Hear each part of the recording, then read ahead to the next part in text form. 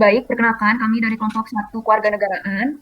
Di sini yang beranggotakan ada Brian Ignatius Rimbawan, Ezra Widiawiyanti, Farah Jasmine Safira, Fikra Agara Bani Asayanda, Muhammad Fauzan Nur Insan Pribadi, Muhammad Yusti, lalu ada Rizky Ahmad Yazid, dan Elsa Firma Alamsyah, dan Muhammad Aska Bintang Pramudia. Kami ingin membahas tentang perjalanan sejarah konstitusi Indonesia sejak merdeka pada tahun 1945 hingga pada saat ini. Pertama itu adalah pengertian dan makna demokrasi. Secara etimologis, demokrasi berasal dari bahasa Yunani kuno, yaitu demos dan kratein atau kratos. Demos artinya rakyat atau kalayak, sedangkan kratein artinya pemerintahan atau kekuasaan. Jadi, demos kratein atau demos kratos artinya pemerintahan rakyat atau kekuasaan rakyat. Secara terminologi, banyak pandangan mengenai pengertian demokrasi. Tidak ada pandangan tunggal mengenai pengertian apa itu demokrasi. Misalnya, Abraham Lincoln, mantan Presiden Amerika Serikat, menyatakan pendapat bahwa demokrasi adalah suatu pemerintahan dari rakyat, oleh rakyat, dan untuk rakyat. Menurut Pabbo Tinggi pada tahun 2002 juga menyatakan bahwa pemerintah yang memiliki paradigma atau otosentrisitas, yakni rakyatlah yang harus menjadi kriteria dasar demokrasi. Ada juga yang dikemukakan oleh Cicet pada tahun 1999 bahwa demokrasi sebagai konsep yang bersifat multidimensional, yakni secara filosofis demokrasi sebagai ide, norma, dan prinsip. Secara sosiologis, sebagai sistem sosial, dan secara psikologis sebagai wawasan, sikap, dan perilaku individu dalam hidup bermasyarakat. Bagaimana untuk demokrasi sendiri di Indonesia? Menurut Budiarjo dalam buku Dasar-Dasar Ilmu Politik pada tahun 2008, demokrasi yang dianut Indonesia adalah demokrasi yang berdasarkan Pancasila yang masih terus berkembang dan sifat dan cirinya terdapat berbagai tafsiran dan pandangan. Jadi, secara ideologi, demokrasi Pancasila adalah sistem pemerintahan dengan kekuasaan tertinggi berada di tangan rakyat yang berlandaskan dengan nilai-nilai Pancasila, yakni nilai ketuhanan, kemanusiaan, persatuan, kedaulatan rakyat, dan keadilan sosial. Indonesia memilih demokrasi Pancasila karena nilai-nilai pada Pancasila sesuai dengan kehidupan bermasyarakat di Indonesia dan perkembangan kenegaraan di Indonesia. Oke, lalu bukan pengertian dan makna konstitusi. Perkataan konstitusi berasal dari bahasa Prancis, constituer dan constitution. Kata pertama berarti membentuk, mendirikan, atau menyusun. Dan arti kedua berarti susunan atau penanata masyarakat.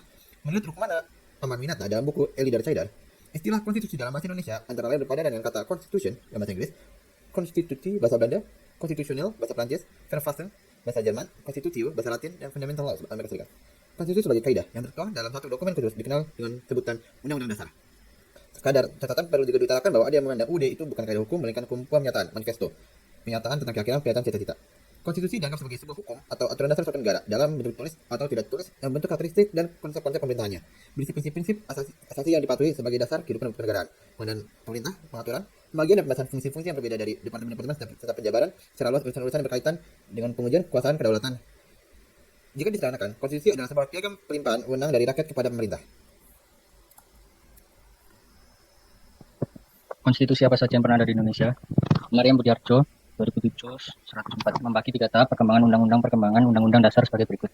Pertama, tahun 1945, Undang-Undang Dasar Republik Indonesia yang de facto hanya berlaku di Jawa, Madura, dan Sumatera. Yang kedua, tahun 1949, Undang-Undang Dasar Republik Indonesia yang de facto berlaku di seluruh Indonesia kecuali bagian Barat. Tahun 1959, Undang-Undang Dasar Republik Indonesia 1945 dengan demokrasi terpimpin disusul demokrasi Pancasila. Undang-Undang Dasar ini mulai 1963 berlaku di seluruh Indonesia termasuk Irian Barat. Apabila ditinjau dari sudut perkembangan demokrasi secara Republik Indonesia, Maryam Budiarjo membagi dalam 3 tahap, yaitu yang pertama masa 1945 sampai 1959 sebagai Republik Indonesia ke-1, demokrasi parlementer yang didasari 3 undang-undang dasar berturut-turut, yaitu 1945, 1949, dan 1950. Masa yang kedua masa 1959 sampai 1965 sebagai Republik kedua, demokrasi terpimpin yang didasari Undang-Undang Dasar 1945. Dan yang ketiga, masa 1965 sampai sekarang sebagai Republik Indonesia ketiga, demokrasi Pancasila yang didasari oleh Undang-Undang Dasar 1945. Pemikiran ini disampaikan pada tahun 1970-an, jauh hari sebelum jatuhnya rezim Soeharto. Sehingga jika kita tinjau saat ini dapat ditambahkan masa Republik ketiga periode antara tahun 1995 sampai 1998. Kemudian tahun 1998 sampai saat ini dapat ditambahkan masa Republik keempat dengan menggunakan Undang-Undang Dasar 1945 pasca amandemen, demokrasi masa transisi. Jika ditinjau dari sudut perkembangan naskah Undang-Undang Dasar, maka sejak proklamasi 17 Agustus 1945 sampai sekarang, tetap secara konstitusi Indonesia dapat dikatakan telah melewati 6 tahap perkembangan, yaitu yang pertama, periode tanggal 18 Agustus 1945 sampai 27 Desember 1949. Yang kedua, periode tanggal 27 Desember 1949 sampai 17 Agustus 1950. Yang ketiga, periode tanggal 17 Agustus 1950 sampai 5 Juli 1959. Yang keempat, periode tanggal 5 Juli 1959 sampai 19 Oktober 1999. Yang kelima, periode tanggal 19 Oktober 1999 sampai 10 Agustus 2002. Dan yang keenam, periode tanggal 10 Agustus 2002 sampai dengan sekarang. Yang A, UUD 1945, 18 Agustus 1945 sampai 27 Desember 1949. Saat kemerdekaan Republik Indonesia diproklamasikan pada 17 Agustus 1945, Republik baru ini belum mempunyai undang-undang dasar. Berselang hari, Undang-Undang Dasar 1945 resmi menjadi konstitusi Indonesia, tepatnya pada 18 Agustus 1945. Isi dari Undang-Undang Dasar 1945 ini mengandung nilai ulu berbangsa. Pokok pikiran dalam pembukaan UUD 1945 ini berisi tujuan pembangunan nasional, hubungan Indonesia dengan luar negeri, pernyataan kemerdekaan, dan ideologi Pancasila. Kemudian isi atau batang tubuhnya berisi bentuk negara, lembaga negara, hingga jaminan hak dan kewajiban warga negara dalam UUD 1945. Terdapat B 149 sampai 1950.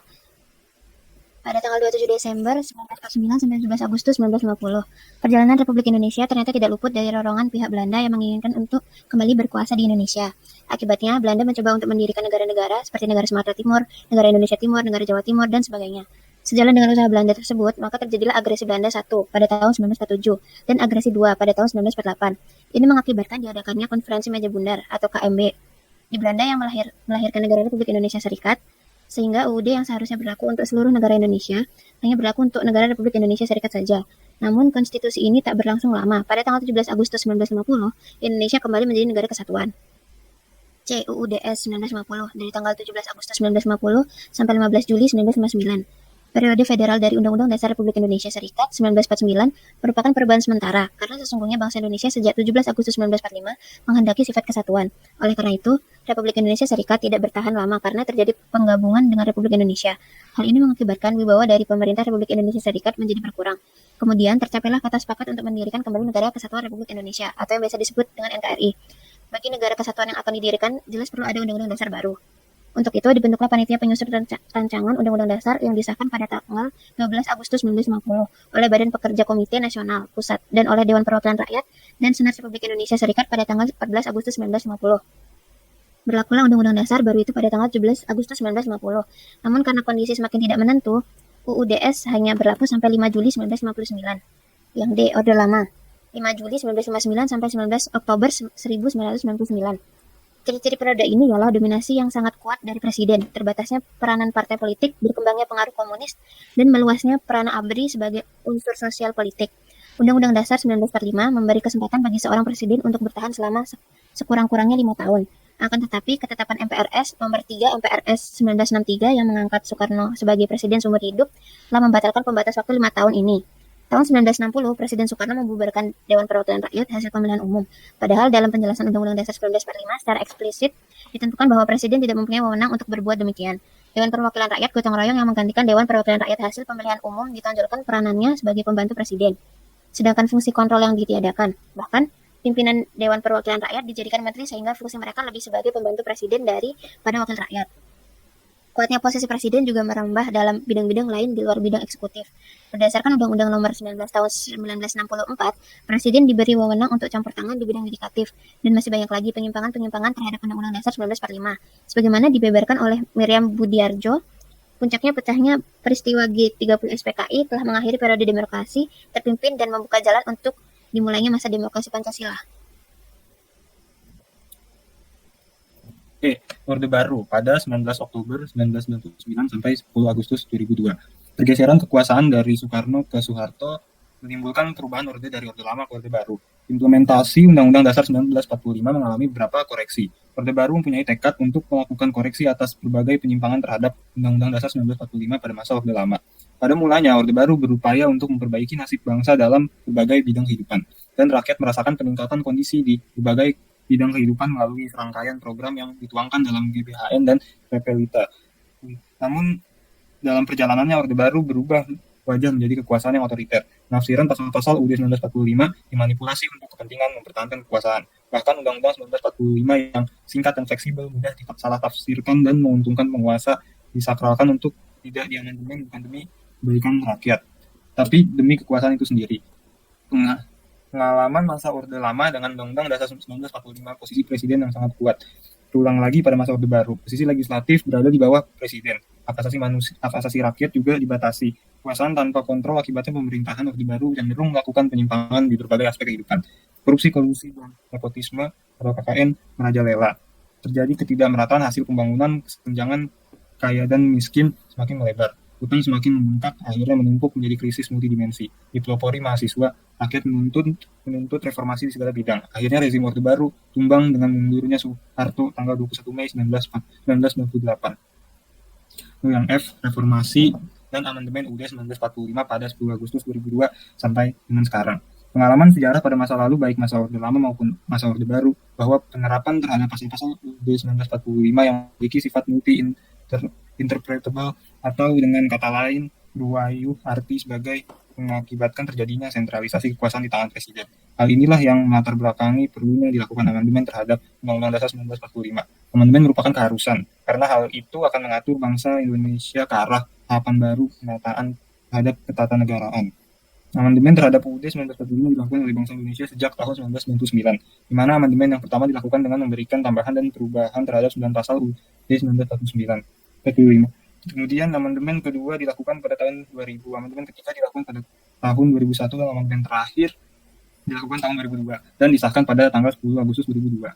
Oleh karena itu, naskah resmi UUD Undang-Undang Dasar Negara Republik Indonesia tahun 1945 menurut Indi Hasidik 2007-98 terdiri atas 5 naskah, yaitu yang pertama naskah Undang-Undang Dasar 1945 seperti yang diberlakukan oleh Dekret Presiden 5 Juli 1959. Yang kedua naskah perubahan pertama UUD 1945 yang disahkan pada tahun 1999. Yang ketiga naskah perubahan UUD 1945 yang disahkan pada tahun 2000. Yang keempat naskah perubahan ketiga UUD 1945 yang disahkan pada tahun 2001. Dan yang kelima naskah perubahan keempat UUD 1945 yang disahkan pada tahun 2002.